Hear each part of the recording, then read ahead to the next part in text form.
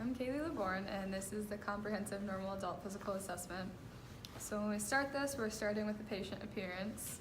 When we approach the patient, we want to see if they're speaking to us. We want to note their facial expression. We're going to look at their skin color. We're going to take note of whether they're making eye contact with us. We are going to estimate their weight, and we're going to translate that to kilograms. We're going to look at their work of breathing. We're going to look at their posture. We are going to take into consideration their ease of movement.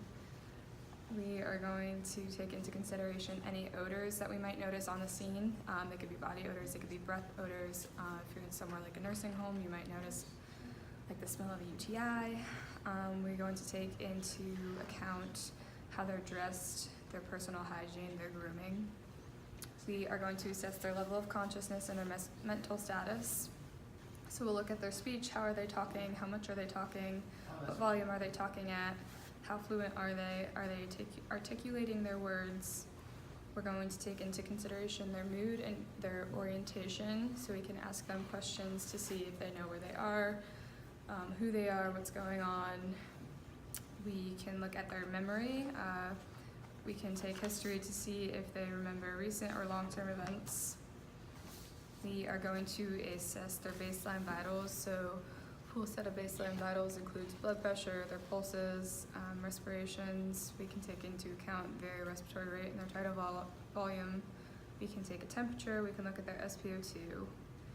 On a secondary physical examination, we will look at their skin. We'll take into consideration the color of their skin. Are they flushed? Are they jaundiced? Do they have pallor? Are they cyanotic? Are they moist? Are they sweating? Are they oily? What's the temperature of their skin upon assessment?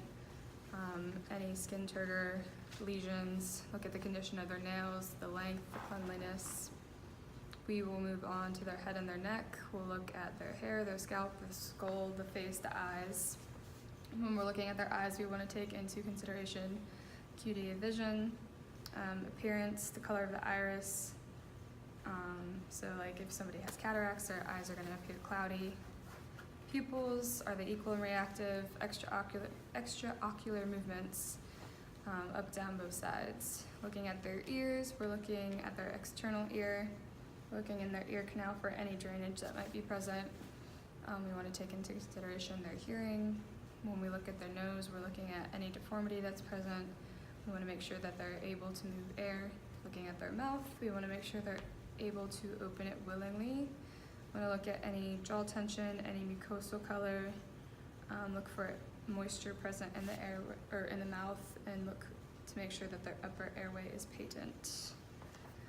When we go down to the neck, we're looking at the trachea. We want to see that it is midline. We want to note if there is any jugular vein distension. We want to look at the chest. We're looking for chest wall movement. We want to note how much their chest expands and if there's equal movements on both sides of the chest. We're going to look at skin color on the chest, look for any closed wounds. Integrity, we want to see if there's any open wounds on the chest. We want to make sure that the ribs are stable. Look for the presence of any pain. And then for lower airway, we want to auscultate anterior and posterior, make sure we have normal breath sounds. When we look at the heart and the blood vessels, we're listening for our S1 and S2, our love dub. We want to look at arterial pulses. And when we go to the abdomen, we want to look at the color that could be indicative of any closed wounds. We want to look for any open wounds. We want to look at the size, symmetry, and shape of the abdomen. Note any scars, looking for any distension. We can listen for bowel sounds. When we palpate, we want to do all four quadrants, looking for any tenderness, rigidity, distension, any pulsating masses.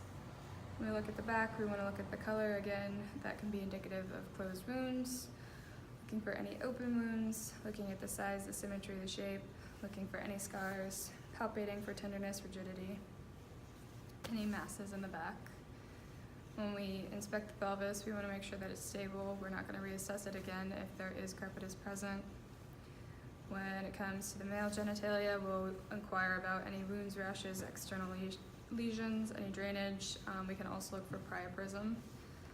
Female genitalia, non-pregnant, we can do the same, look for wounds, rashes, external lesions, drainage, ask about bleeding, discharge. And musculoskeletal when we inspect the extremities. Legs and the feet, we want to look for symmetry, we want to look for range of motion, any deformity that's present. Looking at the skin color, any closed wounds, any open wounds, checking pulses. When we look at the arms and the hands, looking for symmetry, looking for range of motion, noting any deformity, looking at the skin color, looking for any closed wounds or open wounds, and again, reassessing our pulses.